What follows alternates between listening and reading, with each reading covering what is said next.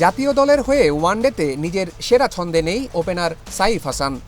তবুও team management এই ডানহাতি ব্যাটারের ওপরই আস্থা রেখেছেন। বাংলাদেশ এ দলের সামনে সিরিজ রয়েছে, আর এই সিরিজের মাধ্যমেই ফর্মে ফিরতে লড়ছেন সাইফ হাসান। বড় রান পেতে এই ওপেনারের কোন কোন জায়গায় কাজ করা উচিত সেই টোটকা দিয়েছেন কোচ মিজানুর রহমান বাবুল। প্লেয়ারদের সবসময় একসময় পারফর্ম করবে না, এটা যারা নাকি বিশেষ করে অনেক বেশি ম্যাচ খেলে, যেমন বিভিন্ন ফরম্যাটে খেলে, তো অনেক সময় অনেক স্কিল ছুটে যায়। T20 যারা খেলে তাদের একরকম বেশি স্ট্রাইক রেটে ব্যাটিং করতে হয়। সো দেখা যাচ্ছে যে কিছুটা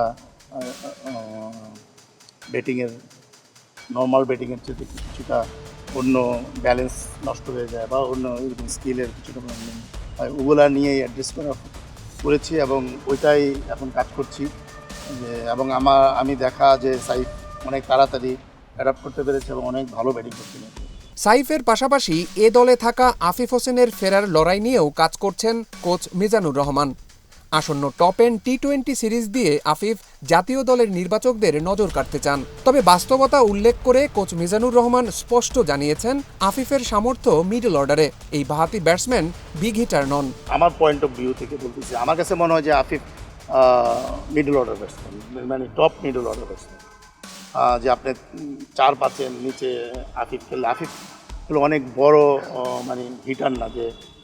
সো আফিফ আমার দেখা বাংলাদেশে অনেকের মধ্যে একজন, যে সে গ্রাফটিং করে খেলতে পারে, সিঙ্গেলসগুলো তাকে সে অনেক বেশি ব্লক ডাউন করে না, হ্যাঁ, সিঙ্গেলসগুলো নিতে পারে, গ্যাপে খেলতে পারে এবং আস্তে আস্তে সে ইনিংসটা বিল্ড করতে পারে এবং তখন সে তার ফিনিশিং রোলটা অনেক ভালো হয়। সাইফ আফিফের সঙ্গে ফর্মে ফিরতে লড়াই করে যাচ্ছেন আরেক ওপেনার নাঈম শেখও। জাতীয় দলের এই মুহূর্তে কোনো সিরিজ না থাকলেও বয়সভিত্তিক দলগুলোর সিরিজ চলমান রয়েছে। এসব সিরিজে ভালো করলেই খুলে যেতে পারে একাধিক ক্রিকেটারের জাতীয় দলের দরজা।